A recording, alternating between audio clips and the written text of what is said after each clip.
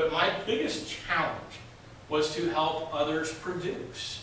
I'm thinking I can just copy myself. And I learned that that didn't work. But the first thing we didn't have was any kind of sales system. It was just total shotgun approach, and hey, I ran into this guy, let's call him and see if we can get business or whatever. So you start riding the roller coaster of business development.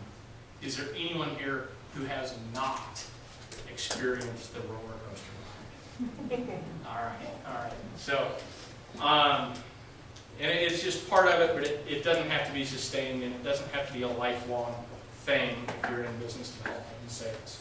The first thing we did was start off developing a sales system.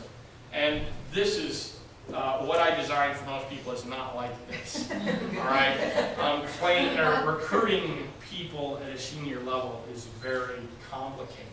And I maintain that it's one of the toughest sales you can make, is you have a company that probably has multiple people who are interested in the outcome of the sale, so to speak.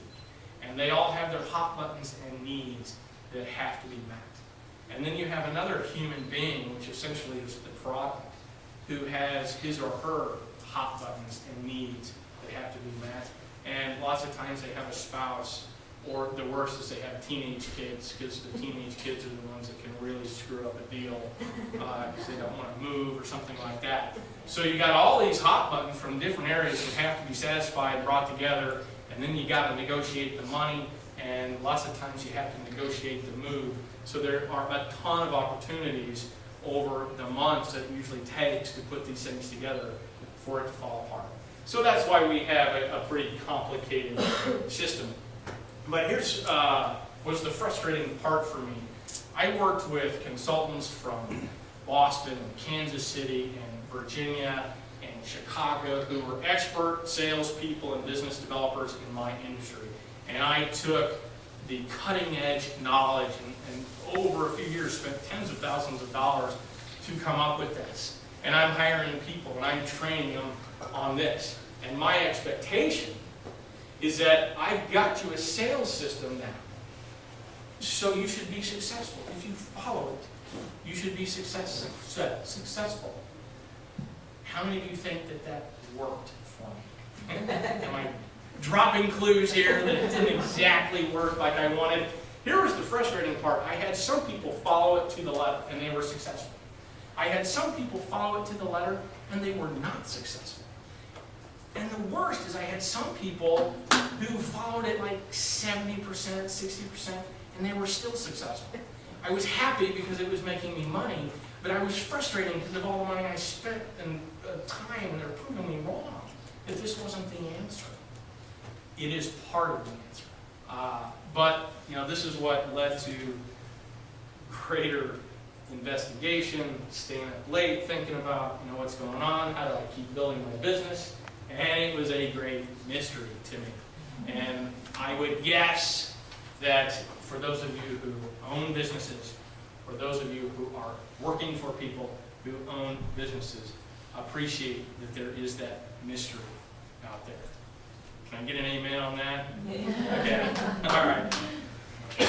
So, Sales Habitudes is supposed to start clearing up the mystery for people, and it's not rocket science, but it is a comprehensive system that helps you, as I said in the beginning, start to become that guy and start to flatten out the roller coaster and make more sense of things. And here's some other mistakes I made. You got to remember this. I started this business in 2000. I mean, way back in 2000. But it was a totally different business world for many of us a mere 8 years ago. First off, when I talk about brand, 8 years ago, what did brand mean? I mean, now it's a household name, it's got their word, and it's got lots of different meanings. People were hardly talking about brand 8 years ago. But when they were, what I was thinking brand was my elevator statement. And I was thinking it was the words on our website. And at that time, way back in the year 2000, websites were mostly just online brochures, right? I mean, Twitter, LinkedIn, all the social media were just ideas at best at that time. You weren't downloading white papers, things like that off the internet. They just sat there. But we did, everybody who was doing this, put a whole lot of effort into writing just the perfect phrase to go on the website, and that's going to be the panacea. We've got a website now. So that and our logo, I'm thinking these things are the brand, and that my sales staff can leverage this stuff. They can say, I work for the Garrison organization, check out our website, and that this stuff would give them the same kind of credibility that I had built. Now, I didn't understand how lucky I was with all the circumstances that had happened to me, but I thought this would transfer to people I hired. All I had to do was give them a system and train them. Make sense? It sounds kind of silly now, now that I look back on it, but I guarantee you there's tons and tons of people doing the same thing still. I also believed that my sales staff could rely on the connections that I had made. I mean, after all, isn't that where the best referrals and the best business comes from? And I had made some deep connections all across the country. I described some of those people to you. And my thinking was that, hey, someone could call up and say, now, Mr. Jones, this is Adam. I work for Jeff Garrison.